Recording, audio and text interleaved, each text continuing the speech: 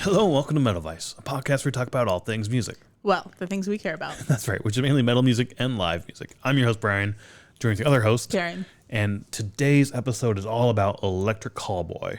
At least the concert report The is concert all about. report is about Electric Callboy. We're going to try to do our segment things again Yes. with like the headlines Yeah. and all that kind of shit. It's been a long time. It's been a bit. We haven't Yeah. done one of these in over a month. Yeah.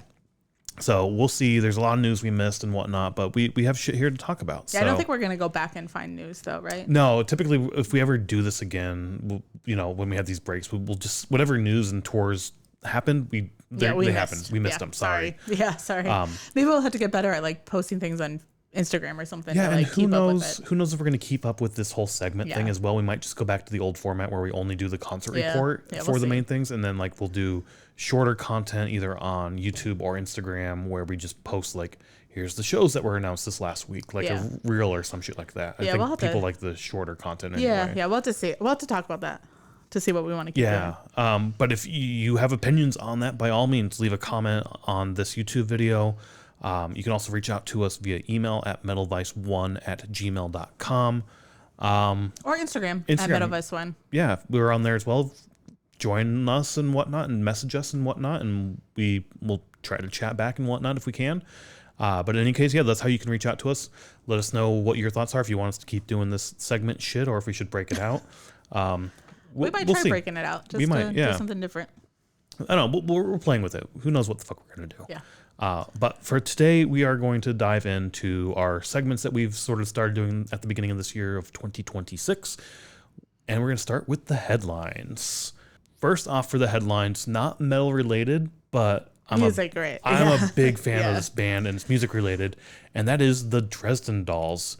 Yes, Virginia. I think just the single, not the album. I could be wrong. Okay. But it was certified platinum, which means it sold 100 million units. So it sold 1 million units? Yes. Oh, wow. Gold is 500,000 units. Multi-platinum is 2 or more million units. And then diamond is 10 million plus units. So does that include buying like online and stuff? I think it does. Okay. Yeah. I don't know how these numbers are figured out. It's Yeah. it's like maybe online's half. I can't remember what it is. There's certain metrics that they have for that. That's cool though. That's good for them. Yeah, and it was sort of they got the notification that it went platinum 20 years to the day after it was released. Cool. Yeah, that's really cool. So clearly management knew that like the 20-year anniversary was coming up. We're going to hold up on this, but they got their plaques and everything. Maybe I'll throw a photo of that up, but they got their plaques and everything of them getting the platinum, and it was fucking awesome. Yeah, that's really cool. That's cool. Yeah. But along with that, I actually just got an email today from them because we're on their mailing list, but they re-recorded Yes, Virginia. Okay. And they're calling it the Taylor version. So like Taylor Swift? Yes, God it is a nod to Taylor Swift because she re-recorded all her shit. Yeah. So since it's been 20 years, they were able to get the rights to re-record their that's cool, music though. from Yeah. Roadrunner, which is where I found them. Like when I started going through metal, I was a big Slipknot fan, so I went to Roadrunner, the label they were on, and basically just went, if you're on this label, I'm going to listen to you because there's a good chance I'm going to like you. And that's how I discovered the Dresden Dolls. And I fucking loved them. Yes, Virginia is their second album. So they re-recorded it, and they're going to be re-releasing that later cool. this year. Yeah, that's cool. So now they can, have their own version of it without having to do that. Pay the royalties and stuff, yeah. And it's just, like I said, a nod of the cap to Taylor Swift because she did it, so they're calling it the Taylor version. Got it. The new CD and vinyl also will have sort of a bonus track, so it'll be interesting to see. Yeah, that'd be fun. I'm excited for this. I love the Dresden Dolls. They're supposed to be working on new music. They said a couple of years ago, so I've been super excited for new music and touring and whatnot. So hopefully we can catch them. Will they tour though? So one of the segments we have is the concert report, and they did announce a tour as well. Oh, cool. So we'll talk about that here in a little bit. Yeah, cool. The next headline I had was that Dragon Force has added Lisa Whitegaze to the lineup as a vocalist. That's cool. I thought she was an Arch Enemy. She's an arch enemy. She's got her new project, Blue Medusa. Blue Medusa, yeah. Coming up, but now she's apparently with Dragon Force as well. I saw that as well too. Dragon Force just has that one song that I know, and I haven't really listened to a whole lot of their shit. We've seen them live, I think, a couple of times at festivals. They're fun. I don't know how it would be with her on vocals. Yeah, that'd be though. interesting though, because Would it's be not like interesting. growly, right? It's not, no. Yeah, so it'd be clean vocals. So I would be interesting though to see if they do new music with her as well. Yeah, which that'd be interesting. That could be a fun take to have her growl vocals on for there. sure. But I mean, she does that. She does the clean vocals as well. So So I don't know. That could be interesting. The next story I saw that I wanted to talk about was Blood Incantation is doing a documentary. They have a new documentary coming out called All Gates Open: In Search of Absolute Elsewhere, which I think is about their album that the Absolute Elsewhere, or whatever album that is, that we saw played live for the first time. That's how we discovered them. Well, we knew of them, but yeah, that's the first time we saw them live. Though. I heard any of their music. Yeah, just a few weeks ago. And that was fucking phenomenal. I loved that. So hearing or seeing a documentary about this as well will be fucking really cool. awesome. Yeah. But they're doing a special Alamo Drafthouse sort of one night only showing of this documentary, followed afterwards by a live Q&A with them, I'm assuming. So I'd hope it was with them. I would hope so too, with somebody, just because I'm random guy. Yeah, some random guy from Alamo Draft House like sits up there like, okay, what questions do you have? Yeah, about anything in life, whatever you want. There is an Alamo Drafthouse here in Chicago that it will be at, so we got tickets to that. We're gonna go check that out. There's a few Alamo Drafthouses all over the country and whatnot. So we've never actually been to a draft house to see a movie. No, yeah. In LA we went and you got a beer. I just got a beer, Yeah, but not to like see a movie and I've stuff. always wanted to go, so I'm super, super excited for this. It'll be interesting too, because like I even saw like on the announcement that they have like dinner and stuff there. So it'll be like it's a restaurant and draft house and movie theater. Yeah, I've heard that it's weird. I don't know what the fuck it is. Oh, okay. So I'm excited to see what this is all about as well. Okay. And we'll do a 666 on that too. Oh, yeah, When we go to see that. Yeah. I don't know if you said this when the battery died or before, so I'm just gonna say it again. You did say we have to show up 30 minutes early for this, or that's what it said online to do. And we just did a 666 on the Iron Maiden documentary. So I don't know when that's gonna be posted, but it'll be after this, but probably. Yeah. But it did make me think like there were people coming in late. Yeah, but like 15, 20 minutes late. Yeah, but there were like no trailers for that as well. So it started like right on time almost, and people missed part of the movie because they were like, I think we're trained now, especially going to see movies, to expect a 30-minute delay. Yeah, because we just saw a movie at AMC and they had like 35 minutes of trailers. So people just they budget that into their time, and then when it doesn't work, so I don't know, I'm interested to see what's going to happen. But they did call out like show up early for this. This for sure. And that could just be them being like, show up early so you buy a beer. Buy a beer, buy beer and food. Because it is a draft house. Yes. That's true. It could just be that and not like, hey, the movie's gonna start right on time. Could be. And then we have one article left. Why don't you tell us what this one's all about? So this is about a band from LA called Moonchild. Okay. They're a neo soul jazz band. It's not necessarily about the band or whatever, because it's not metal. Not the music related. Yeah, it's not music related. But I believe that they were touring around the Bay Area, and somebody stole their U-Haul truck that had all their gear in it. Yeah, so they were out of like I don't think the instruments were in there, but all their stage gear and lighting and merch was in it. Yeah, so I just wanted to call it out because when I read it, I was like, oh my gosh, like this could impact a band so much, like to the point of like they have to stop touring, they lose all their money, like everything.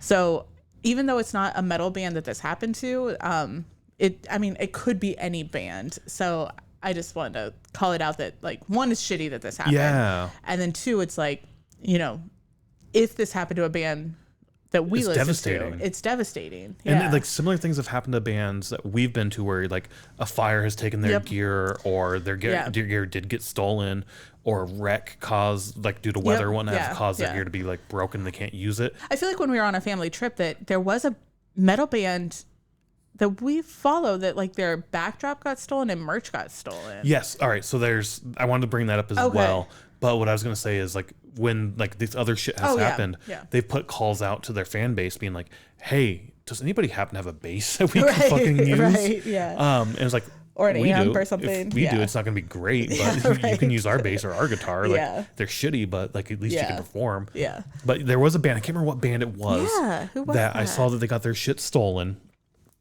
And apparently they caught the dude. It was like during this, it was in the past that I saw this. I don't know why it's not in this lineup. Maybe it was way far back or whatnot. But the article I saw was they caught the guy who stole their shit wearing the merch that he had stolen from the band. Oh my God. So at least it happened to one band. But like I've seen several stories of bands or musicians getting their shit stolen. Like U-Hauls or their gear getting stolen or their merch getting stolen or whatnot. Yeah. And like I feel for them because that's their livelihood. And you're like, that fucking sucks. Yeah. Yeah. It's shitty. I just wanted to call it out that like people are shitty, but I mean, I'm definitely going to check this out. Like this sounds cool. Neo soul jazz. Yeah. Not quite sure what that is, but it sounds fucking awesome. Yeah. I don't even know what the band is, but it caught my eye. Moonchild Band.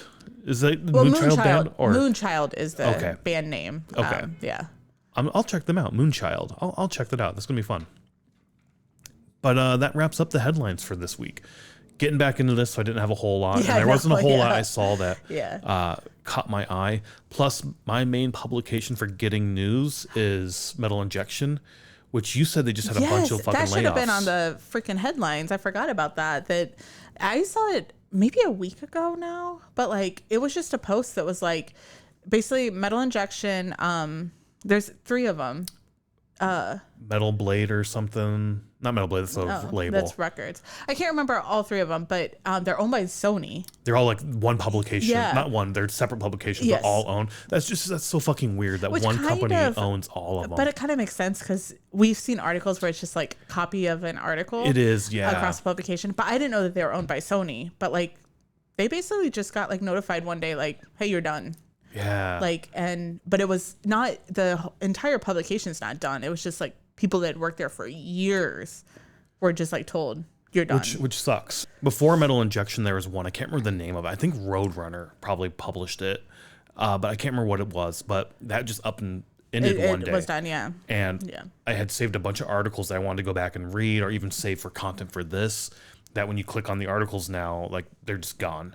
Like the links take you to like their YouTube page or some shit, or Roadrunner's YouTube page or some shit. I don't know what it takes you to anymore.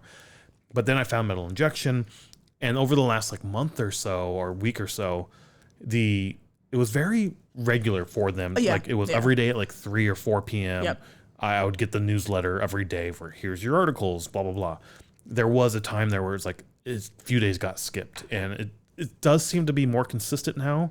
But there are some days where it feels like, all right, I didn't get a publication from you guys. Yeah. I've been really busy with work, so I haven't really been on Facebook, and that's where I find all my news. So I've been really bad at noticing things as well. I've got to go through and probably I go to Reddit as well, which there was an article, could have been in the headlines. I didn't put it up here, but Red Hot Chili Peppers sold their catalog. Oh, I saw that for $300 million. Was it 300 million? I thought it was 30, but that seems low. Oh, is it 30 million? 30 seems low. 300 seems about right. I thought it was 300 million. We can double check here real quick. It's 300 million. Okay. That seems more appropriate for their catalog. Yeah. There's been a lot of people selling their catalogs lately. Slipknot did it. Bruce Springsteen did it. There's been a lot of people recently selling their shit. They were one of them. The other one I saw, maybe it's going to be in the next segment, in the studios. So let's move on there. Yeah, let's move on. Yeah. The next segment, like I said, is in the studios, where we talk about albums that have been announced that will be coming out in the near to distant future. One of them was the Mastodon album. Apparently, is finished and will be out this year. The first album without Brent. Yes, the first album without Brent. I'm wondering how much of his shit was actually in there before he got the boot. Like, I wonder. He might have some shit in there.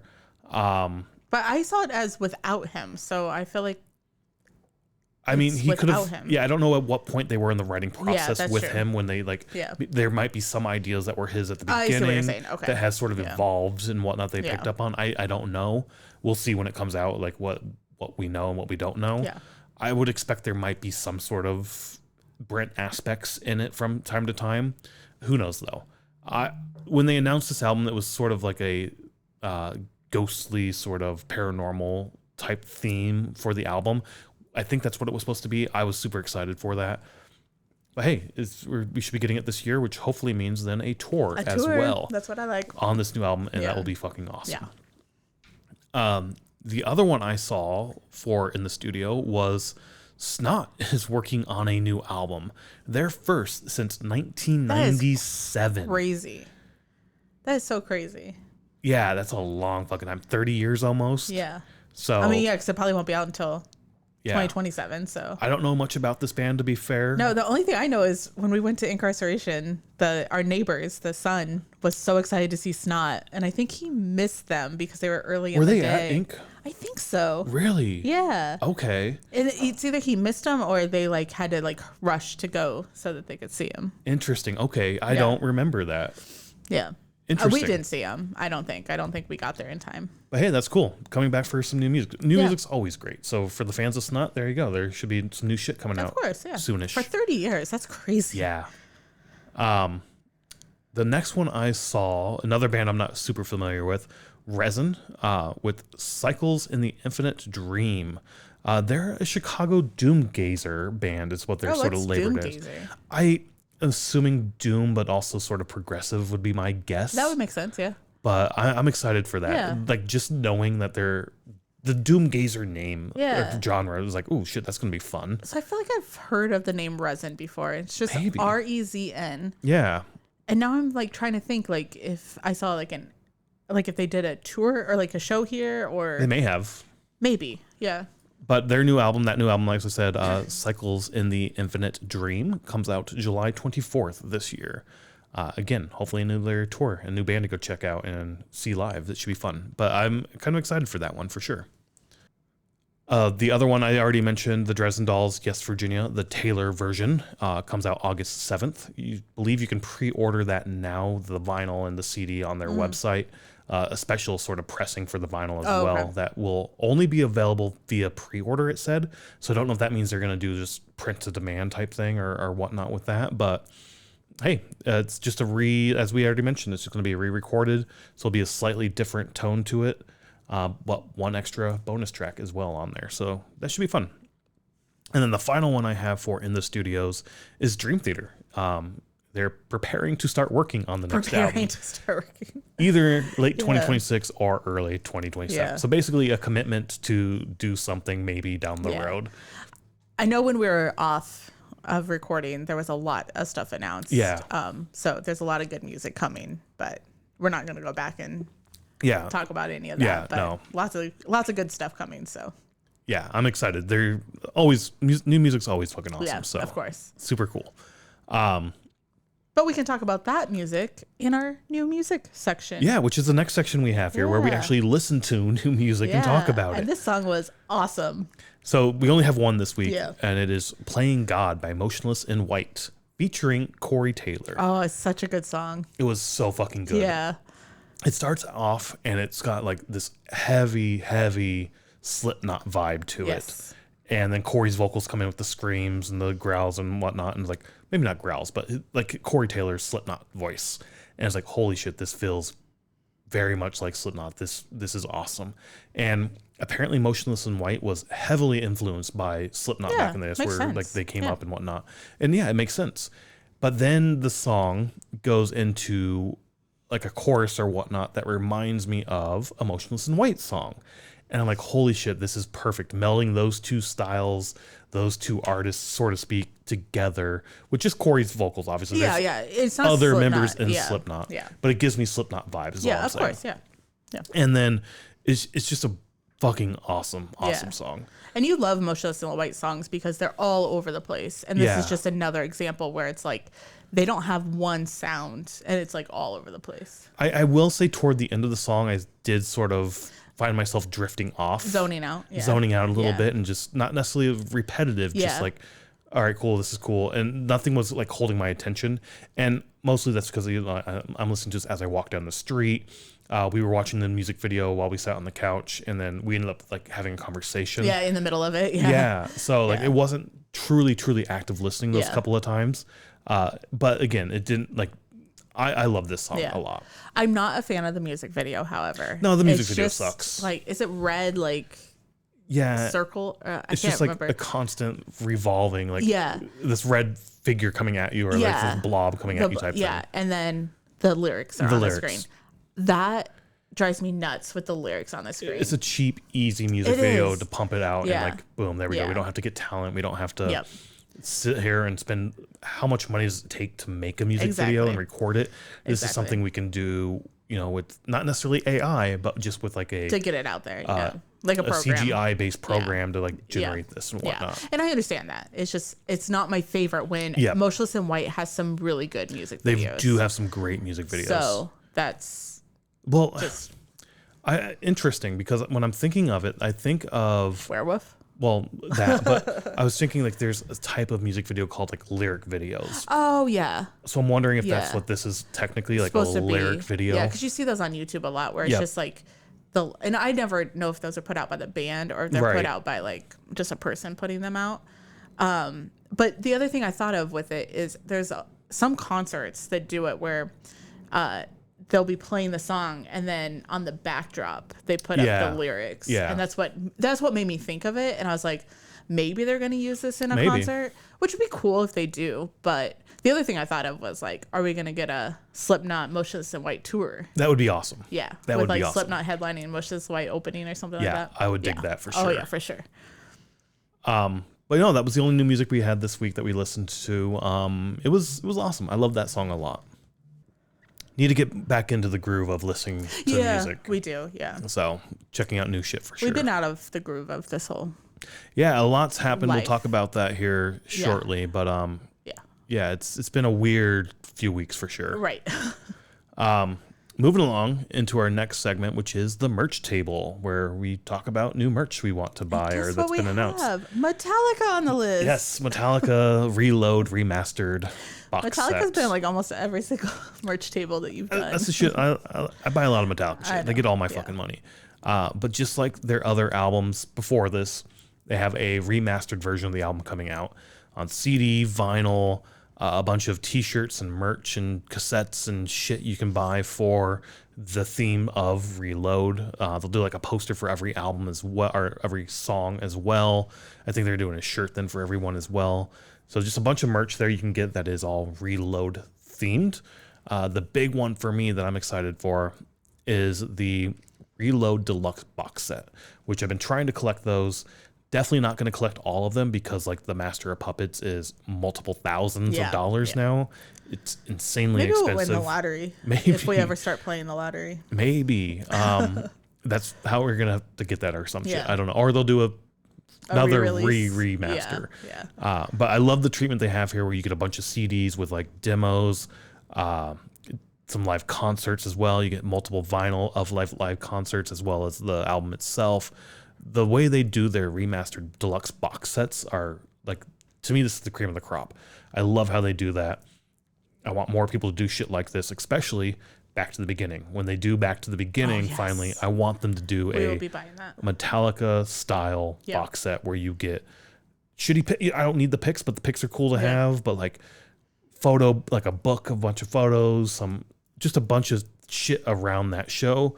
But there we go. Metallica Reload has a bunch of shit coming out down the pipeline. And then the last one for merch table around that similar vibe is Slayer's Hell Awaits for the 40th anniversary of that. So they've got, very similar where they have everything under the sun basically for this album coming out, like CD, the box set that comes with a bunch of shit as well. So definitely if you're into Slayer, one to check out and pick up for sure. Yeah, and I'm sure people collect those just like for sure. Collect the Metallica. And we don't have any Slayer on vinyl, so this would be a good way for us to pick up. That's true. Pick up the vinyl for this. Because it comes with like, slip mats, posters, flyers, tour laminates, just like the Metallica one, ticket replicas and whatnot, plus the album and some other shit as well. So live albums and whatnot. So this would be another great one to pick up, especially since we don't have this album as well. Yeah, and then you get all the other stuff as well. Exactly. So just like Metallica, you have Slayer, Hell Awaits, celebrating its 40th anniversary. Which, think about 40 years ago, 1986, you had Hell Awaits, Master of Puppets, and Peace Cells. Like fucking 3 killer amazing albums, all now celebrating 40 years this year. So crazy. I could see us getting a Master of Puppets remastered type thing as well, or some sort of box set for that for the 40th, as well as a Peace Cells box set or something. I'm sure one of the greatest fucking Megadeth albums out there. Peace Sells. It's so fucking good. And that's going to wrap up the merch table. Let's move along to our concert report, the main meat of the episode typically. And as we said earlier, this is all about Electric Callboy. So this show was Sunday, May 3rd at Wintrust Arena here in Chicago. Finally, we got to go to Wintrust. Yeah. Ticket prices real quick for this were $79.50 with the fees of $24.10 and tax of $10.47. The openers we had were Polaris and Scene Queen. And as we mentioned earlier, we've been sort of like out of the loop and sort of in a weird sort of headspace and whatnot. Leading up to the show, we had that long family trip we went to.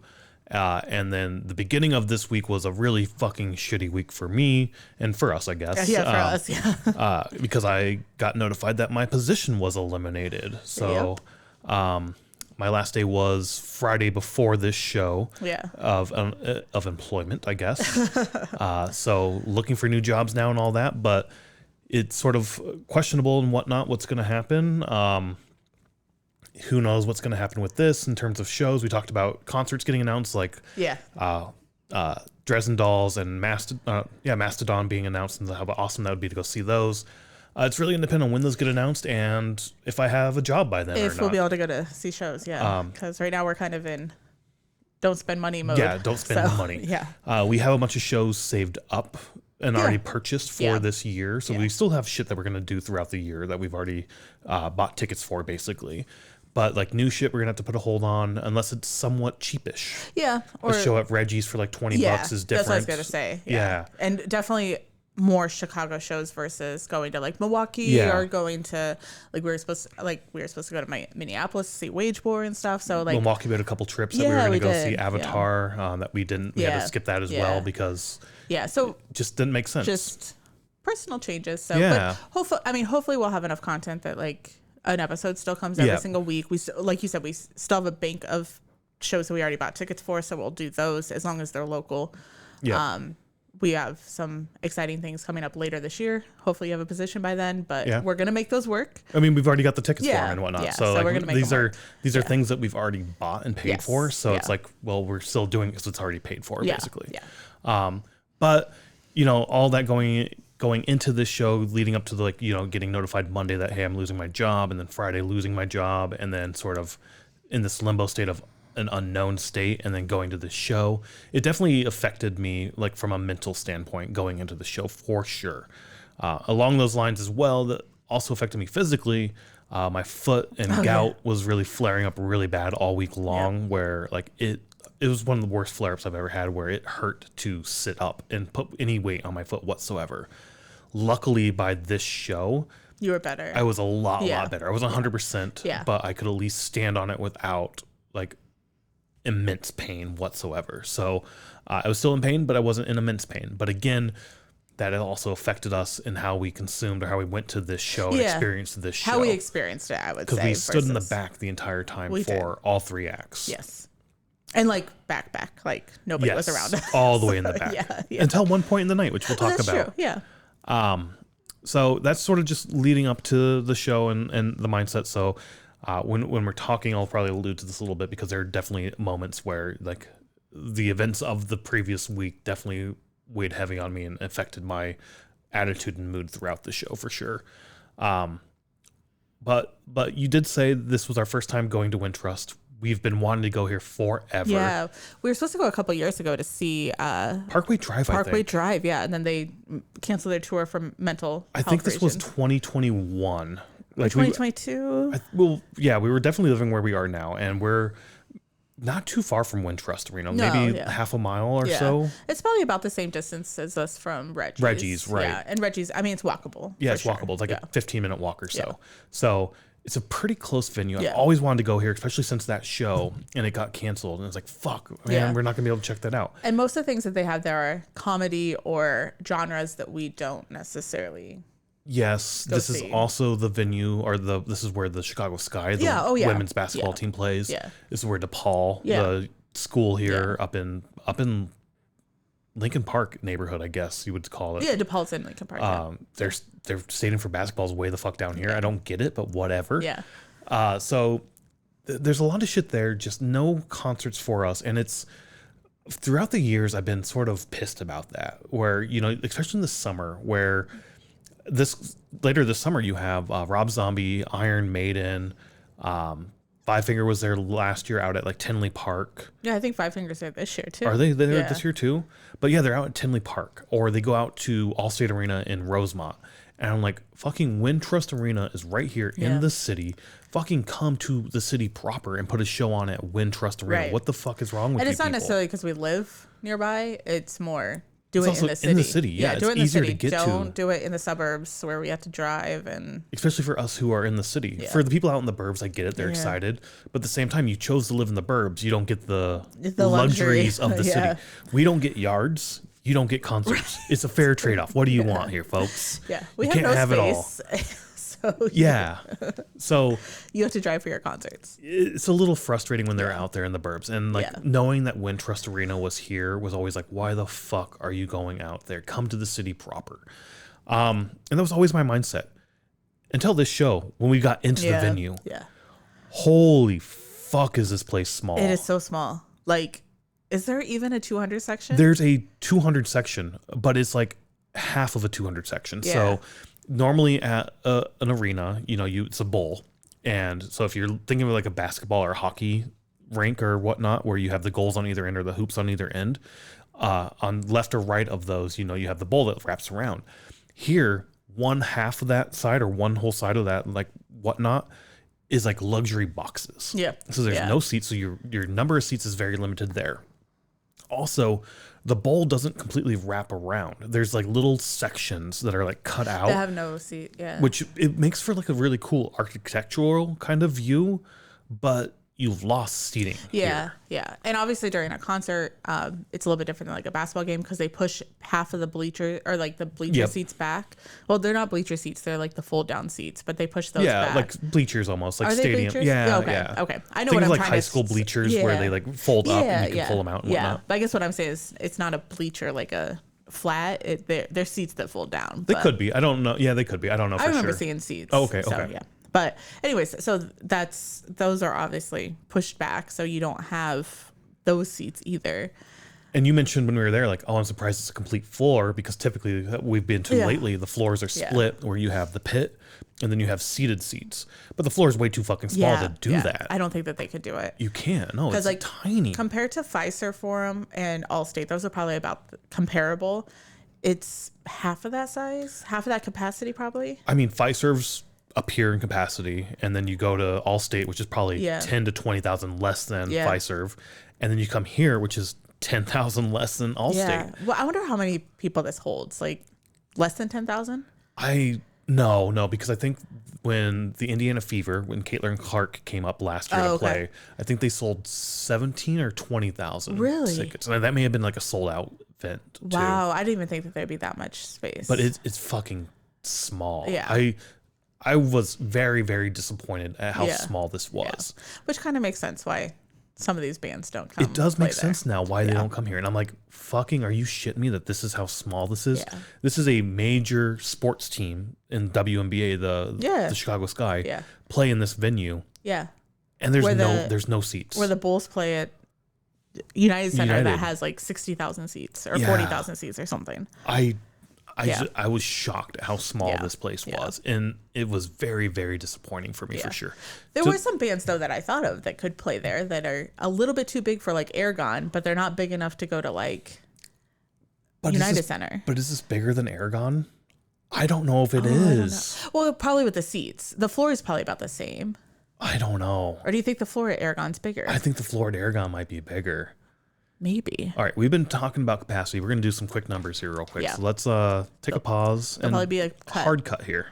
All right, so we ran the numbers real quick, and by ran, I mean just Googled the venue and capacity behind it, and here's what we found. So Wintrust Arena says it holds just over 10,000 seats, but it was sort of upped to over 20,000 for the the Fire game when Caitlin Clark was in town. Not Fire, Sky. Sorry. Sky game. Indiana Fever, yes, when they came to play because of Caitlin Clark and the demand. So they somehow upped it to double, 20,000. I'm assuming that's standing room behind the seat, like on the second level, like in that area, like standing room only or something. So but 10,000 seats, so maybe tack on a couple thousand more for the floor, so or something around 15,000 maybe. Somewhere in there, yeah. Allstate Arena has a capacity of about 18,500. That's probably for seats as well. Probably with additional room than for the floor, so roughly 20,000. Yeah, probably. And then Aragon Ballroom has 4,000 to 5,000 capacity. But that's the more likely the ballroom floor. Well, it says total capacity. Oh, so then the seats up that would top also too. be the seats, yeah. Yeah, but I mean, if you think about because standing floor is 31 to 4,500, and then your balcony is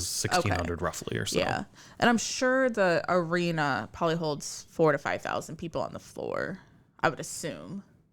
The arena, what arena? The Wintrust Arena. Oh, so okay. Maybe the floor is about the same as Aragon. Maybe it's about the same. So then you're looking at about 14,000. Yeah. So you also lose some of the seats because your stage is half of it. That's true. Yeah. The box seats. You know, maybe you don't sell all those box seats. So maybe you still get like 10,000 people in there. Yeah. But I mean, for a mid-sized venue, because you literally either go from the 10,000 4 to 5,000 people at Aragon to 20,000 at Allstate. 20,000 at Allstate, or like 40 or 50,000 at United Center. Yeah. So it's like for a mid-sized venue, Wintrust makes sense. I guess. I mean, are there bands that would fit that? I mean, obviously Electric Callboy fit that. Yeah. But they were at Aragon last year, a couple years ago. Like 3 years ago now, yeah. So maybe they're working their way up and they're getting bigger and bigger and whatnot. Yeah. And I don't know. Like, for Electric Callboy to be there, and I don't know why promoters don't use it. Maybe there's something about that promoters don't use it. But Electric Callboy's tech or like manager, Frank, or no, the Tank, they call him Tank. Tech the Tank. Yeah, something like that. But anyways, he is from Chicago. Yeah. So he would know of the venues in Chicago where other promoters might be going off of what other promoters. Well, he's not their promoter, is he? No, but he would be able to work with the promoter. Gotcha. Yeah. I mean, he knows the area. Yeah. Where I don't know if that's why they went there. I'm just saying he would know the area. No, I get what you're saying. Instead of being like, oh, let's go to Tinley Park. Yeah. Let's go here. I don't know. It is weird though that there's not a whole lot there, but at the same time, like that seems way too big. 14,000. That still feels way too big to me. The venue is just so fucking small. It does seem big for 14,000. But then again, you're losing seats because you have the stage set up. So that's probably losing. Maybe it is about 10,000 people when it's all said and done. When you take out the seats, double the size of Aragon. Yeah, maybe. And there's definitely bands that could do that. Because we've been to some really shitty sold out shows at Aragon. Yes. And if you would just move that to... Well, I that's a different conversation, I think, because that's more of Aragon's being oversold. No, but what I'm saying is, if you can sell that many places or that many tickets to sell out there, how many more people would go if you would go to like a venue like Wintrust? Yeah, I don't know. It's interesting. I'm struggling to think of anybody, honestly, in my head for some reason right now. Like I can't think of anything.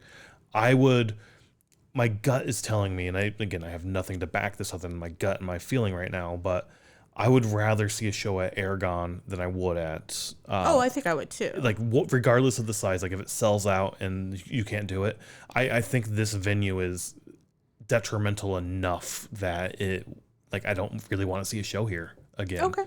That's just my thought. I mean, I'll see shit here before I'll go to House of Blues for sure. Yeah. Or drive out to Tinley Park. Yeah. I mean, yeah, I don't know. What's Tinley Park hold? I'm curious now. You can talk. Okay. Oh wow. So Tinley Park, which is Credit Union 1 Amphitheater, holds 28,000 people. That seems large for that venue too. Yeah, but this says that there's 11,000 seats and then 17,000 capacity lawn. 17,000 in the lawn. That would be outrageous. Very packed, I would think. Yeah, I don't know about that. Interesting. You'd literally be like sitting on top of each other. It'd be like sitting. You'd have to have like assigned seats almost. Yeah, that would be one, uncomfortable, and two, really shitty. That's interesting. That seems not right, but whatever. Let's say 20,000.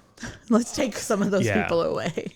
But also the lawn there just sucks because you're watching it on a screen. You are. Yeah, it sucks to be out there for sure. If you're going out there for the lawn, for us anyway, it's like, all right, we're going to watch the TV and just sort of hang out, there are a couple shows there this year that we already bought tickets to, so we already bought tickets to, so we are going to go. But they're shows we've seen before, and it's like, fuck it, let's just hang out and have a night on the lawn. Hopefully it'll be a nice night. Yeah, exactly.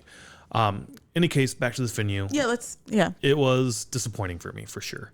I was super excited to see a show here, and, well, the venue wasn't the greatest. I just remember being stunned at how small it was. Same. Yeah.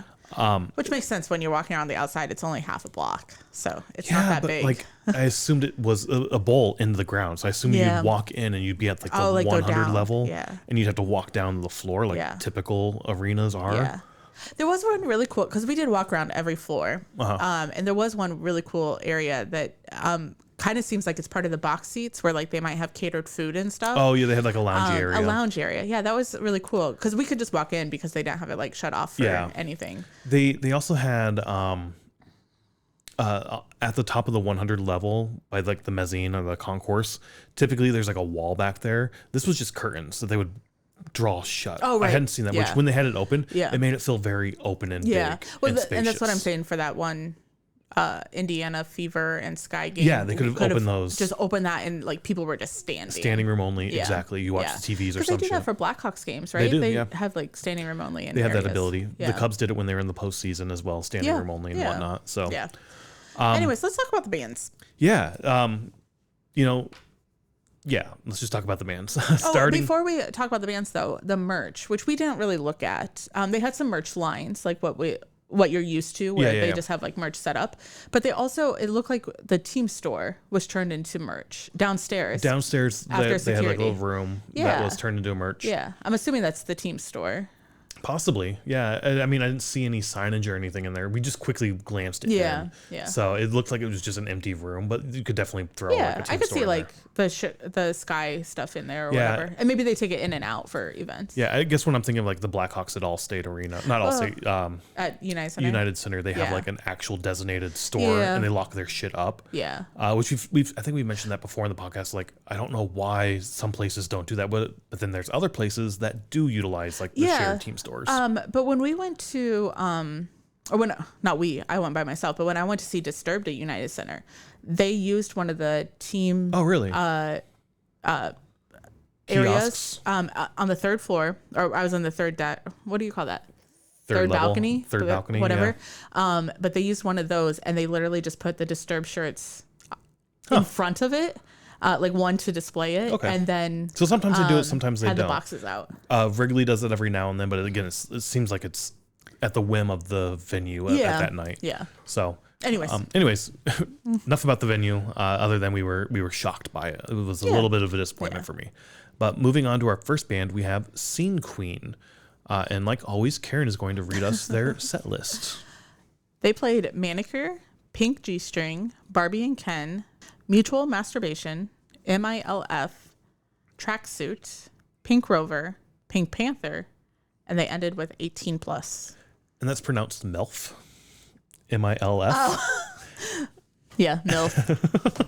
Thank you. You're welcome. Helping you out here with reading. The dyslexic kid comes in for the win, I guess. I don't know. Fuck it. Anyway, moving on. I don't think I talked about MILFs very often, so... Not saying that you did, but moving on. What were your thoughts? I kind of know your thoughts, but go ahead and share them. I hated it. It was a poppy brat. That's what I have to say. Brat being the band. Yeah, Brat. Yeah. It was just the pop version of that. What did they call their genre? Bimbocore? Is that what it was? Yeah, I think. Or popcore? No, Bimbocore. Yeah, Bimbocore. Yeah. It was 3-piece, a guitarist, a drummer, and her on vocals. She had her QR codes on the side. She said that was to vote if I should kick out the guys and get females. To get females or something. I didn't scan the QR code. I'm sure it took them to like a merch store or something. In all honesty, I really enjoyed the music. The music I liked, and I could see myself listening to their music, especially if I wanted to be in like a happy mood. It was sort of a little bit heavier every now and then. She had some growls that she would use. She did, yeah. I thought it flowed pretty well. So the music I enjoyed, and I could see myself listening to this, especially if I'm like, I want to feel bubbly and happy today. So let's put on some bubbly, happy, somewhat metal music here. So I could see myself listening to this and digging it quite a bit. The poppy brat aspect you were talking about, I'm not a fan of Brat's music. You haven't really given them too much of a shot. I think you would really like their music. Their performance, though, you don't like. I love their performance because they come out and she's all dressed up like a pop singer and whatnot. And they have like Britney Spears and Christina Aguilera sort of intro tracks. And then they go into their music, which is just super fucking punch you in the face, fucking hard, heavy, growly type music. And I was like, holy shit, you're sort of just making fun of this pop music type thing. But that's what they were doing. To some extent they were, just in pop music. So, or poppy metal music. Yeah. The thing that really frustrated me with them, and again, it was maybe just my headspace as well going into it, but it was the shit between the songs. Oh, all the talking. The talking, there was so much talk. Every song would end and it was her just talking for 5 minutes about whatnot, or well, she's the only American on the tour, not counting the guy that was born in Chicago. You know what she meant. No, that bugged me though. That bugged me so much. I know it. I know that shit bugs you all the time. And it really frustrates me that it bugs you so much. She said, "I'm the only American," but she meant my band. Well, she should have said that then. It's not just her. So, and it's not just her when bands do that, but when people are like, it's me and me only, and not us. It's a lot of band. Yes. And there's a lot of bands, especially when the band is named after one person in the band, that you see that stuff with, like Wednesday 13, Rob Zombie. Like, these aren't the only people in the band. They're not the only people writing the music, but they are like, it is their band, so to speak, right? And again, this isn't like named after her or anything, Scene Queen, but... Well, she does say like, I'm the Scene Queen. Oh, maybe that's the name she goes by. I don't know. In any case, moving along, I enjoyed the music. I hated all the little intro bits and shit that she was talking about. There's like the whole twerkle pit. Oh, yeah, I forgot about the twerkle pit. You go and you twerk your ass, shake your ass in this pit type thing. Yeah. The crowd seemed very into it, which is cool. I liked the music, but I as soon as it was like every song got over, they would talk for a little bit, and it's like, all right, I'm getting done with this. And again, I just wasn't. It was a shitty week for me. I wasn't in the right mental state. I was hoping that going to the show would sort of kick me out of my funk. Yeah. But this did not help me. And after they got done, I was like, fuck, I kind of just want to leave. I don't really even want to be here. I'm very depressed. I'm not having fun. You wanted to leave? You didn't say that. I didn't say that. I wanted to stay, but I also didn't want to be there. I'm done being here. I was done being in public. I was done being around people. Now you know how I feel 95% of the time. Well, I had a reason. I do too. I just don't. It's life. Sure. I was not, again, I enjoyed the music. I put them on our playlist, so I'll listen to this for sure. But they're not a band I necessarily need to see live again. Yeah, I would agree there. I'll listen to your music. I'm going to enjoy your music, but your live performance, I really did not like. Especially, it felt like there was so much backtrack as well during their set. There was, yeah. To the point where it was like, but there was a lot of backing track all night. Is the guitar even doing anything? Well, they didn't have a bass. They did not have a bass. But there's bass bits. Right. And there's vocals that are not coming from her because she was not singing. Yeah. And they were a female voice and they were not coming from the men. So there was a lot of that, especially as I was watching. I was like, this isn't good live, but I like the song. I'll check this out again. But the live performance, I did not enjoy the live set by any means. Anyway, moving on. She did say like, I'm here to make you twerk, or I'm here to get you to twerk. Yeah. Polaris is up next and they're going to get the pits going. Yeah. They're heavier, blah, blah, blah. I didn't know Polaris, and when she said that, I was like, God damn it! What? And a lot of people were there for. I mean, at least a lot of people had Polaris shirts. Yeah, and when she said that, I was like, come on, how heavy is this? Like, is this really going to be heavy, or is this just going to be meh? But Polaris came on, and we'll talk about that after Karen reads their set list. They started with Dissipate, Inhumane, The Remedy, Overflow, Masochist, All of This Is Fleeting, Hypermania, and then they ended with Nightmare. So they took the stage, and it was pretty heavy compared to what I was expecting. Yeah. I was not expecting them to be that heavy. It's metalcore for sure. It is, but the good metalcore. The metalcore I enjoy. Yes. It definitely, I got very Wage Worry kind of vibes from them. I did too. Yeah, especially at the beginning. Yeah. Yeah. And it was like the first song or the second song where he's up there, the singer's up there, and he's like trying to split the floor to do a wall of death without calling for a wall of death, which I was like, okay, thank you. Because I used to like wall of deaths, but they're just overdone now. Yeah, they're done all the time. Every fucking band seems to do a wall of death multiple times. Later in their set, they did end up calling for a wall of death, and I was like, whatever, fuck this is dumb.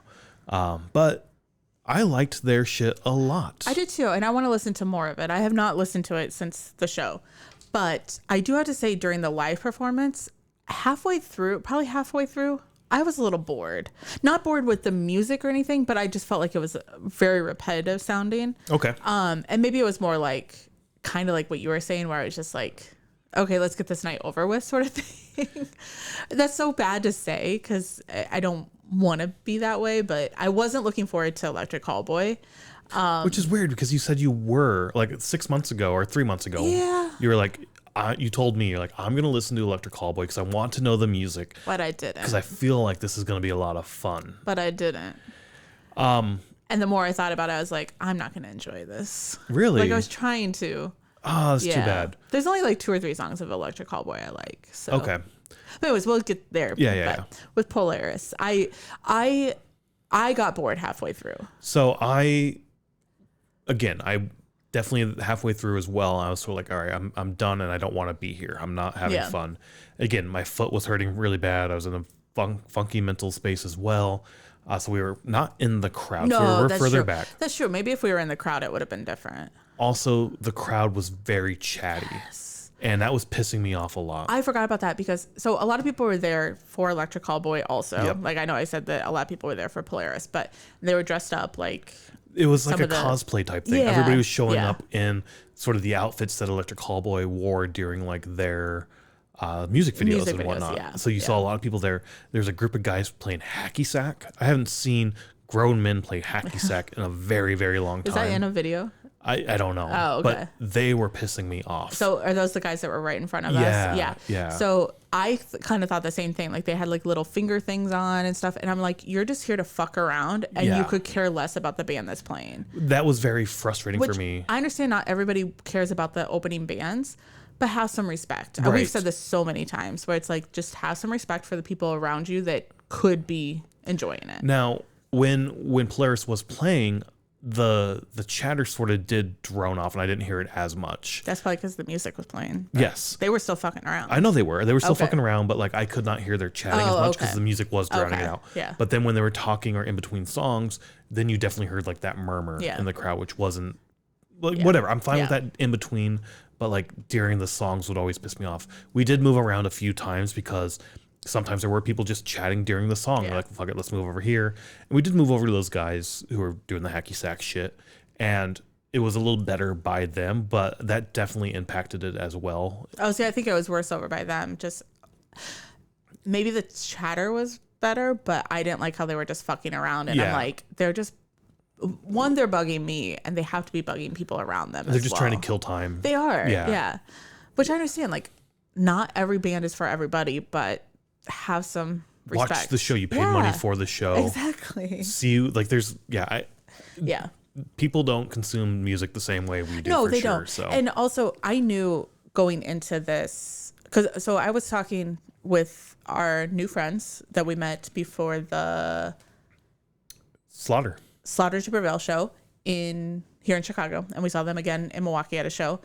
And I was talking to them, and I was like, I'm not looking forward to the crowd. And I kind of knew going into it that the crowd not necessarily was going to be the same as going to like a Behemoth show. Yeah. Or definitely a different crowd. Because sometimes even like Avatar gets crowds like that, like where just the different metal music that has like a little bit different genre or like something, which is great because it brings people in, but that's not necessarily the crowd I like to be around. Yeah, because... and Electric Callboy is definitely that way because it's pop, EDM, and metal all melded together. So you're going to get the crowds from all those different genres who discovered them coming in, and it's not going to be, like you said, a behemoth show where you know what the fuck you're here for. Yeah, you're all the same. And everybody's here to see all 4 of the Godless 4. Yes, yeah. Like, you know what I mean? I think I said behemoth just because we just saw behemoth as well. But any show like that has more of the metal tone to it, you have a certain crowd. And then when you get into any of these off genres, even sometimes like baby metal's that way to me. Like you just get the people that come in that don't necessarily go to metal shows all the time. So yeah, and you brought up Avatar as well, and I feel like they're doing that because they're becoming like the gateway band for people coming into metal, where it's like, oh my god, I love Avatar, let's go check them out. And everybody's at a different point in their journey, but hopefully they get to a point where talking during a set is something they grow out of. Yeah, that'd be nice. I doubt it's going to happen, but there's definitely some metal shows you go to where the crowd knows they don't talk. Oh, but there's also metal shows you go to where they do chat. Yeah. I think metal is probably better than other genres in this regards for talking. So too. Yeah. But it's not perfect by any means. I've seen clips on like Instagram and stuff of people being like, this was the worst crowd, and like they're showing But anyway, back to Polaris. I liked their music. It was a surprise to me that I would enjoy it as much. Yeah. It's the metalcore I do enjoy. So like, I think I brought this up during the last episode. I can't remember what the band was. Attila. Yeah. Attila, Polaris, and Wage War are all very similar, cut from the same thread. They sound very similar to me. That's the same thing as saying 3 Days Grace, Shine Down, Breaking Benjamin. Oh, true. All 3 of those bands are the same, just like Attila, Wage War, and Polaris. Yeah. But I would like to see all 3 of those bands on a tour. Like that'd be a fucking awesome tour. Yeah, like if all 3 of those were on a tour together, that'd be really cool. So I do think that would be fucking awesome. I don't know. Anything else for Polaris before we move on to Electric Callboy? I really want to listen to them some more, and I'm surprised I haven't, but I've really been kind of off this music trend. So, all right. Well, then let's read off the set list for Electric Callboy before we chat about their show. They start with Tanside. I'm probably not saying that right, but it's the name of the tour. Yeah, and the album. Yeah, and the album. Yeah. Still Waiting, which is a Sum 41 cover. Techno Train, Hypa Hypa, MC Thunder, Neon, Pump It. This next one's like a amalgamation or what do they call those? Not a melody. Maybe a melody. A melding. There's a phrase for it. Metallica used it during their live shit Binge and Purge. I can't remember what the fuck. It's stuck in my head. I can't think of it. Where you like add the songs together. Yeah, here's like 3 songs melded together. Okay. Or 4 songs. So those were Hurricane, Overkill, All the Small Things, and Bodies. Oh, was that the... Oh, this is when they're like doing like their DJ set. Thing, I remember that. Okay. And then they played Reverie, Hypercharged, Mind Reader, and then again they did like a melding of songs, which was Monosaur Mustache, Muffin Purpurgurk, We Are the Mess, and Crystals. Then there was a drum solo. Then there was Fuckboy, Every Time We Touch, MC Thunder 2, Dancing Like a Ninja, and then they played Elevator Operator, and then their encore was Rat-a-tat-tat-ta. How do you say that song? Rat-a-tat-tat-ta? Yeah, sure. Okay. Spaceman, and they ended with We Got the Moves. So go ahead. So do you want to start with your thoughts, or do you want me to start with my thoughts? You already kind of alluded to it that you were not a fan. So why don't you start with your thoughts? Okay. Going into it, I know I said that I wanted to enjoy it. The more I didn't listen to the music, the more I was like, oh, I already said all this. I just wasn't really enjoying it. After 2 or 3, probably after 5 songs, I was done. You were done? With it. Yeah.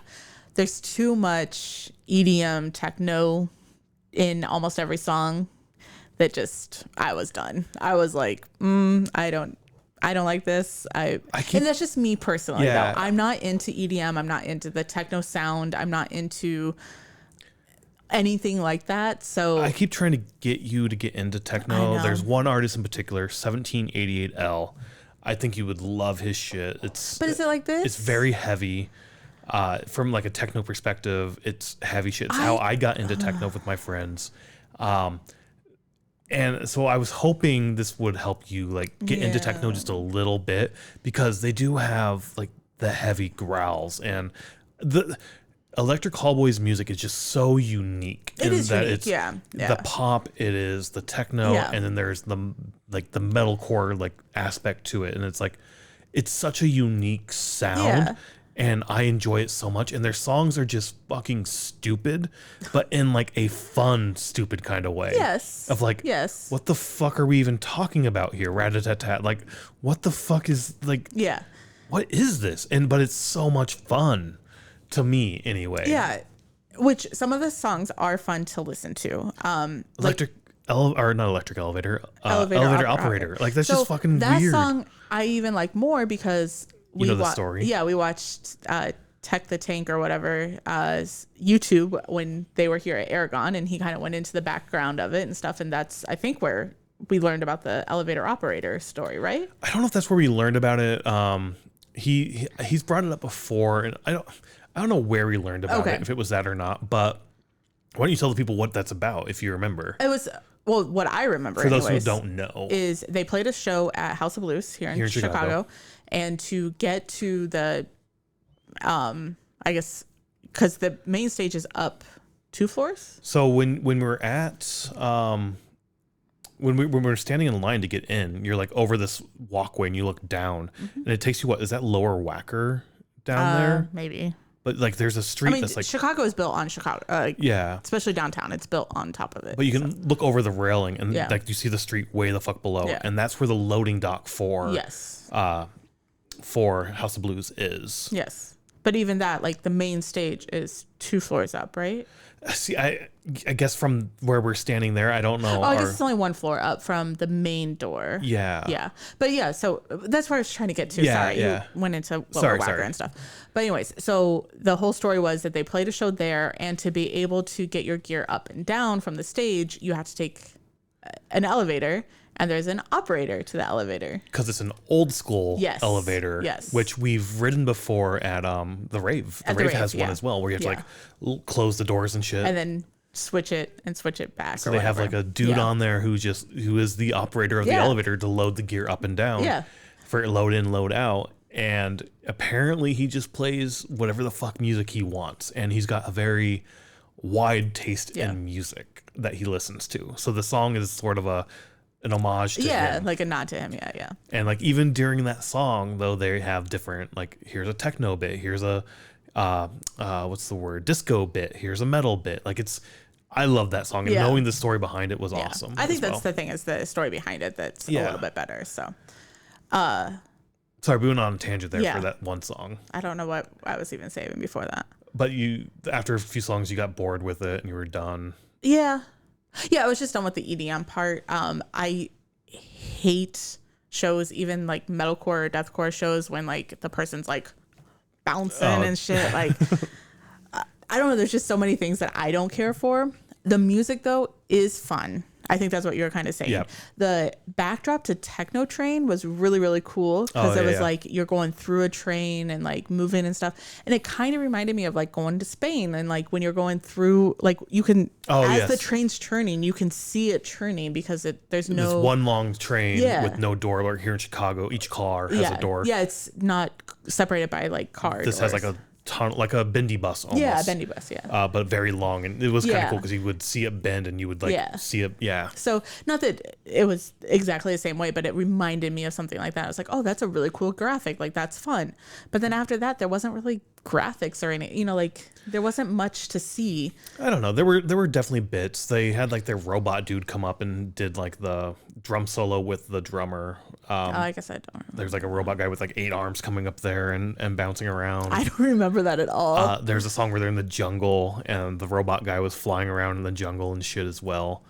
Going back to Elevator Operator, before they did that song, they're like, we've had this guy just following us around all the time. You know what it was? He was coming home to Chicago, and then they went into Elevator Operator, which was kind of a cool, again, a tip of the hat to where the song came from. Yeah. The part where they come out with the DJ set, that I was done. I was like... I like that, because they had the DJ set. They also had a couple drum kits come out that they were beating on the drums with as well. It was very sort of interactive on the stage. There's a lot going on, and they do have. So also I knew that they did a lot of costume changes, and I knew that from the video from Aragon or whatever. But they do it in a good way. I was going to ask you about the costume changes because we've seen like in this moment where it just sort of dies. Yeah. Where here I felt like there wasn't the dead sound. There was shit going on. There was always something going on. If it's like the robot, I do remember the robot guy on the backdrop. So like they are doing stuff, and some of their costumes are like, oh, they wear a jacket for this song, and then they take the jacket off, and now they have another costume on. The pants that rip off. Yeah, that sort of thing. So they do a good job with the costume changes. So that's not a problem. They all came out in Bulls uniforms. For one of the songs. Oh, they did, yeah. That was like at the end, right? That was in the middle. Oh, was toward it? the beginning. It was one of their first costume changes, yeah. I like where the drum solo is. I don't necessarily like solos that much. You don't, yeah. But bass solos are fun. But it made sense. Okay, so first when we got there was a line on the floor. Yes. And they were like not letting people stand there, and they kept like pushing them forward. And I was like, oh, that's weird. Like we see that on the cruise, on Headbanger's boat, because like they have to have the walkways or like the emergency pass or whatever open. And this was on the side by the main entrance. Yes. So it made sense to us at the time. Yeah, like this right is in front of the soundstage. This is a walkway that in case of you need to keep this through for like emergency personnel to come through and whatnot. Yeah. So that's what I was thinking it was. I was like, oh, it might be a venue. We've never been to this venue, as we said multiple times. Maybe it's a venue thing that they need to keep that walkway clear. Totally makes sense, like, to stand in front of this line. However, during the drum solo, they bring out the piano to do an acoustic bit. So when I didn't read them as acoustic, but Fuckboy, Every Time We Touch, and... That was it. Oh, MC Thunder wasn't? Nope. Because Every Time We Touch was half there, half on stage. Yes, and then they ended it on stage. You're right. So that came out, and since we were all the way in the back, that was like right in front of us, basically. They had everybody sit down so that people could see or whatever, but like we were far enough in the back that we didn't sit down. Yeah, this is something I had never seen before in terms of when other bands have done this sort of split where we're going to go over here. Yeah. In Milwaukee for Avatar, Johannes did it, and he was like by us. Yeah. Disturbed way back when for the Evolution tour or something. Yes. They always had that backstage set up as well. And there's been a number of other bands that do the same thing. But though when they do that, there's typically sort of a platform they're on. Like so they you can are tell that raised it's gonna up. happen. Exactly. Yeah. So when that happens, like, there's going to be something there. They're up on this platform. So when it does happen, everybody can see them. But when they bring this out, they're just sort of right there at the same height as everybody in the crowd because they're just standing on the ground. Yeah. And I was like, this is fucking, at the first, I was like, this is fucking weird. Nobody's going to be able to see, but whatever, you'll hear it. And everybody obviously comes and, has their camera out and stuff and everything. So then they're like, hey, so other people can see the people who are in front. Do you mind sitting on the ground so the people behind you can see? And basically, the entire floor sat down. Yeah. I had never seen that. I hadn't either. And that was kind of cool. I thought so too. Yeah. That's where I also learned that one of the singers, he is fucking short. Because I thought he was sitting on a stool. He wasn't. I think he was standing. Yeah, I think so too. But he's a short little man. Man. Yeah.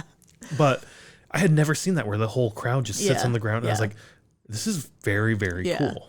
Another really cool part on that is they said, like, okay, you can take your picture really quick, but then put your phones away. Be in the moment. Like, be in the moment. Like, you don't need to record this. Some people were, obviously. But it reminded me of the Green Day show that we went to right after COVID. When things were starting to open back up. And they were like, do you know what? Just put your phones away. Oh, yeah. We've been on screens for so long. Just put your phones away. Now, you did say there were people recording it. Yeah. Even they were saying, like, put your phones away, please. Don't record this. Be in the moment. Yeah. But there is going to be that one asshole who takes the photo or takes the video and posts it on YouTube. So you'll see it anyway if you want to. Yeah. I did like how they sort of called that out as well. In sort of a joking kind of way. Because it wasn't like, we've been to some shows where it's like absolutely no recording. Obviously, we went to the Ghost show where we had to like lock up our phones and stuff. It wasn't like that by any means, but it was more just a, friendly, please put your phones away sort of thing. But yeah, they only did Fuckboy. I thought they did one other song, but on here it's listed as acoustic for Fuckboy only.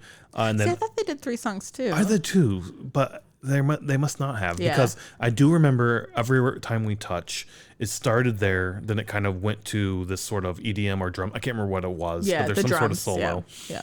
And then they get back on stage and it goes from acoustic to electric at that point. Yeah. So it was a really cool rendition of their cover of a cover of a cover, which they did call that out as well. Yeah. So that was kind of cool. And I like that song mainly because I like the music video. The music video is fun. It's funny. So, I love that music video for sure. I was trying to like figure out the songs that I do know and like, and I think it's Every Time We Touch, Elevator Operator, and Rat-a-tat-tat. Probably We Got the Moves. Oh, We Got the Moves. Yeah. Every Time We Touch, Hypa, I Listen to You Might Not. No, I don't know that song. Still Waiting, maybe. No, that's and maybe that was part of it. Is I didn't know very many of the songs. Yeah. And maybe that was part of it, of being out of it, where, like I said, if I would have listened to the music, I would have known more, that sort of thing, and had a better time. Yeah. But probably not, because I think I would have probably, the EDM part or like the techno part was a lot. So I feel like it was after the first song, or maybe even Techno Train, but you kind of turned to me and you said, all right, that was cool. Yeah, it was the Techno Train Was thing. that the visuals? Yeah. Oh, okay. Yeah. I thought it wasn't the song or anything. I thought it was the crowd, and seeing the crowd jump, like all the crowd getting super into it. No.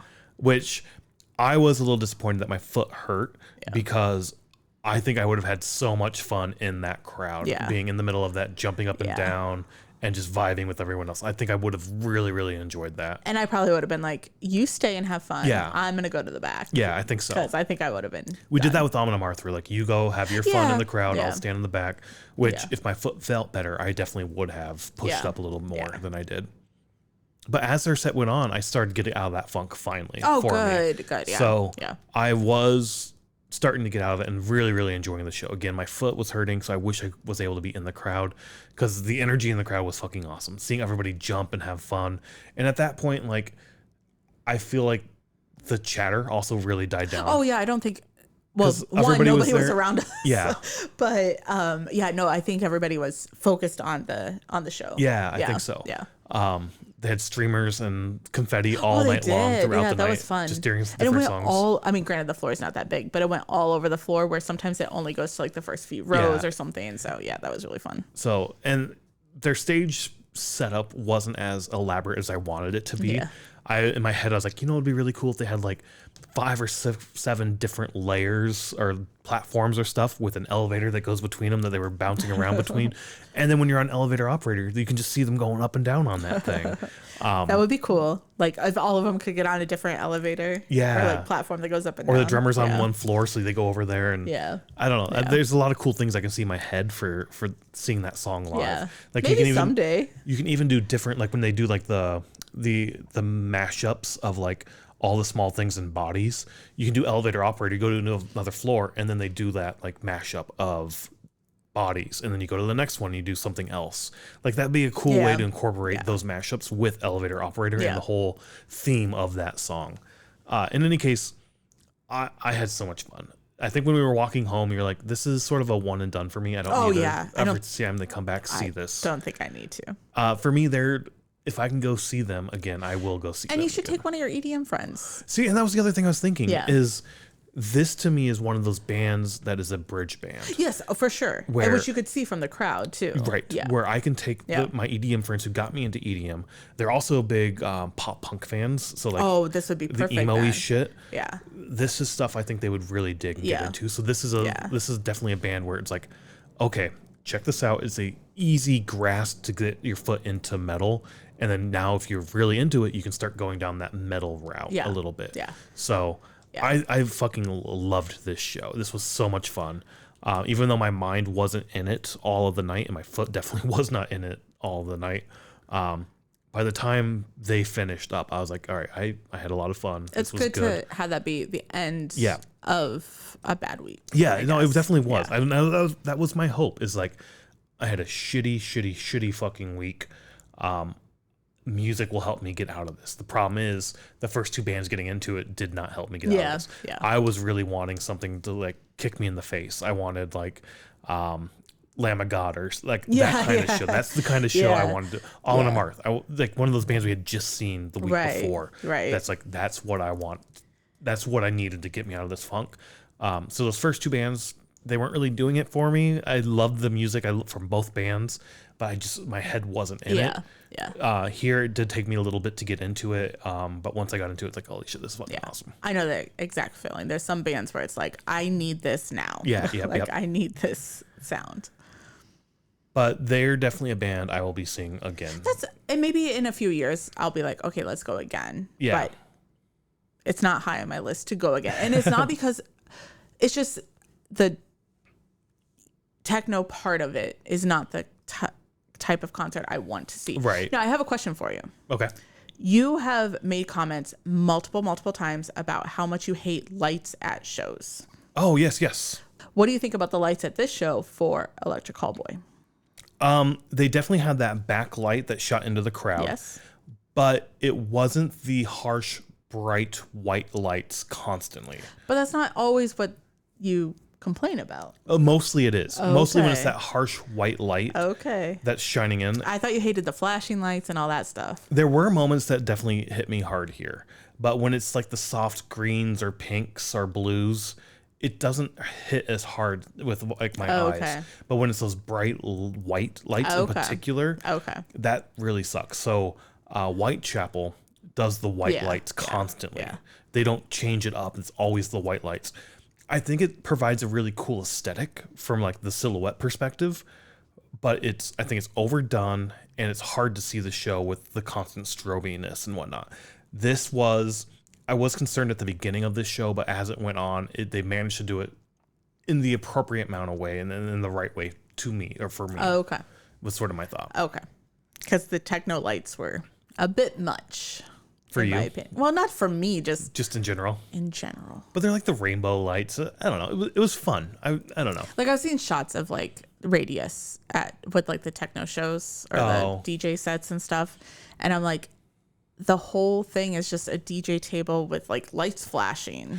Yeah, I'm trying to think the last time I saw a DJ show. It's been a long time. It's been a long time. My friends moved to the burbs and decided to have kids, so we haven't done a show in a long time. They joke every now and then like, we should go see a show, we haven't seen one forever. But like even at those shows, the lights are sort of over the crowd, up at the ceiling. Okay.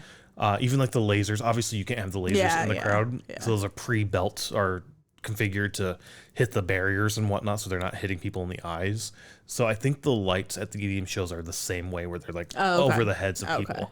Where metal shows sometimes the lights are like straight in your fucking face, or in the pit or something. Especially the rotating ones that will rotate behind the band. It's a cool effect, but if you're in that right path of that light and you just get blasted in the eyes, it sucks. Yeah.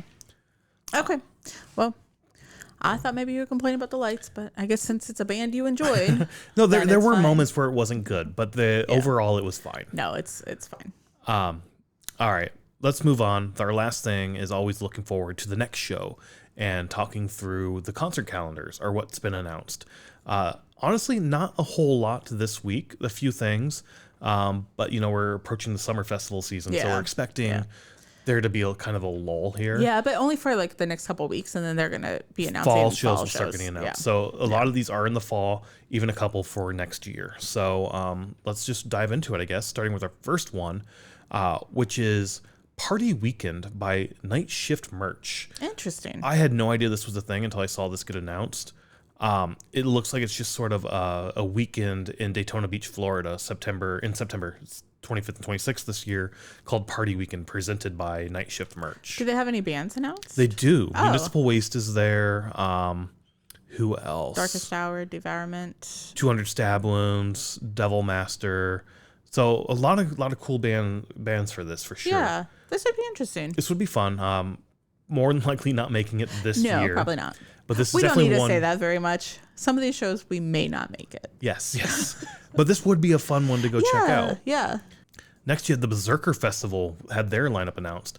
This is Black Label Society's festival. I think they started this last year or the year before. It's a relatively new little festival thing they do. But this has been announced. It has Lamb of God, Black Label Society, Suicidal Tendencies, and a lot of other bands.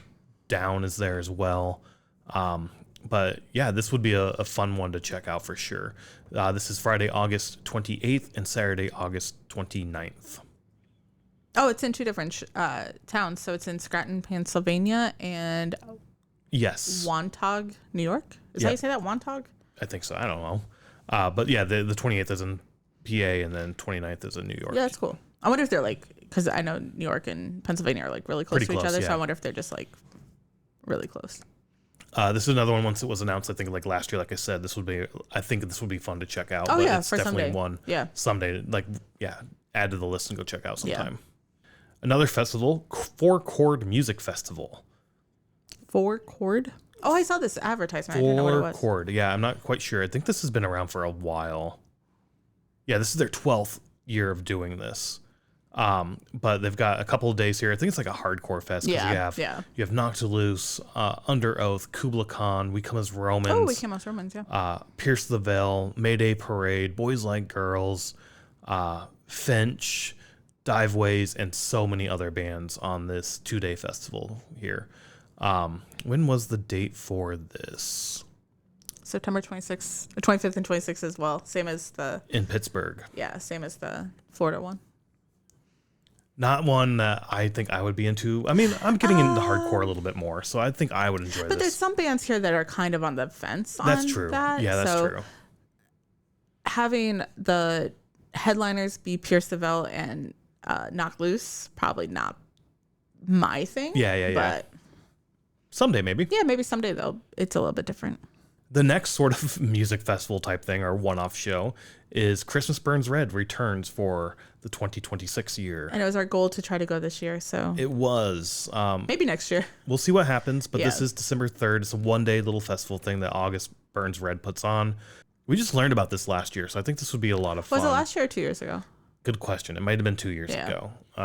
But this is definitely one that's been on the list for a bit, so we'll try to check it out at some point down the road. But I'm glad to see that they're doing it again. Last year we did find out about Chimera's Christmas show that they that they did all the time. Brought it back last year, and now it's dead. So that's too bad. Now anyway. Sure, for right now. Yeah. Oh, I don't think we said this, but I think that's in Lancaster, PA as I well. believe it was last year. I don't know if that's where they always do I think it's it. the same place. Okay. But hotel and travel packages are up on their website as well, plus GA and VIP tickets as well are up there to pick up for that Christmas Burns Red. Seosin is the next band. Their 20th anniversary tour for their self-titled debut album is also kicking off. Another band I don't know anything about, but I would definitely check this out. They've got a handful of festival dates in May and September, but the tour looks like it kicks off October 3rd in Sacramento, California, running all the way to January 26th and 27th of next year in Miami, Florida. Well, that's a cruise. So it ends November 28th, and then it looks like they're on the End cruise. Okay. I don't know what End is. No, that's a new cruise I haven't learned about, or I didn't know about. Following that, we have the Dresden Dolls, as we said earlier, with their Yes, Virginia Taylor version tour. With this tour kicking off September 1st in Austria, and then ending in New York on December 9th. Brooklyn, New York, to be exact.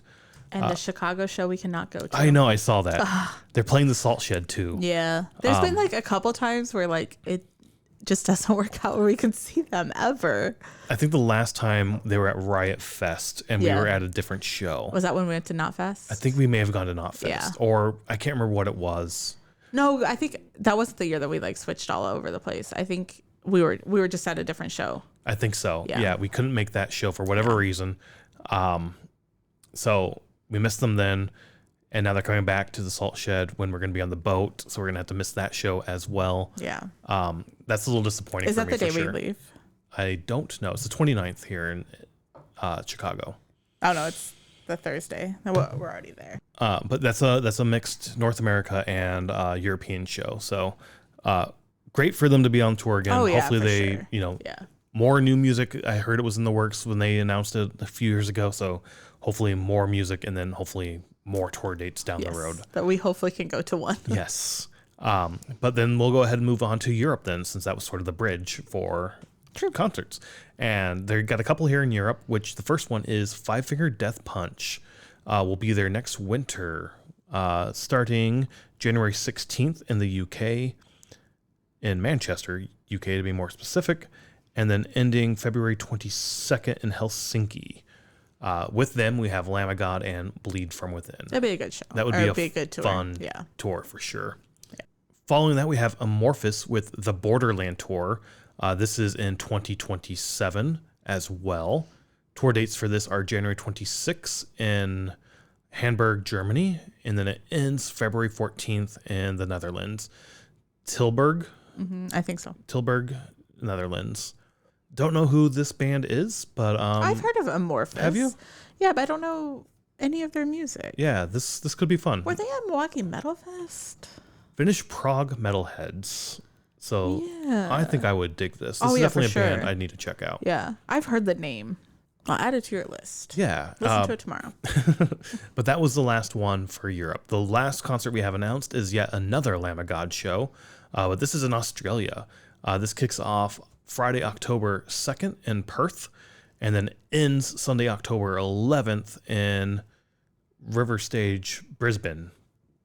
So when you told me about this, you're like, "Oh, Lamb of God's going to be on tour with Trivium and Bleed From Within this fall." And I was like, "Oh, that's really cool." And then you're like, "In Australia." Yeah, in Australia, and right before the boat, too. It is right before the boat. So they have a couple weeks to recover because that's a long ass fucking flight. Yeah. But this is definitely one that I would love to see this tour.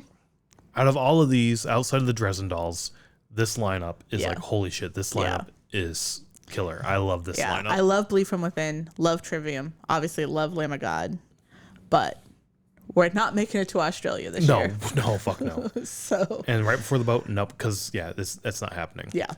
Got a few other commitments during that time period as well. We do, yes. But that's a weekend I don't think we have a commitment yet, so... Yeah, there's stuff in there for sure. And that's going to wrap up the concert report for sure and wrap up our show too. So it's been an interesting couple weeks here. But we're going to get back into it. We'll get back into it. Yeah, we'll get back into it. Yeah, I feel like we always have that with when we take time off from concerts, which we had a couple weeks off, and then we had life shit happen, and now we'll get back into it. Yeah.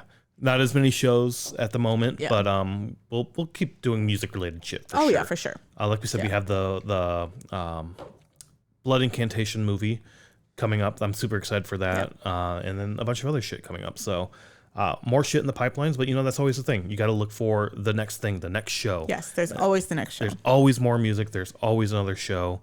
So basically, just get out there, go check out some music, and we'll see you at the next show. Bye.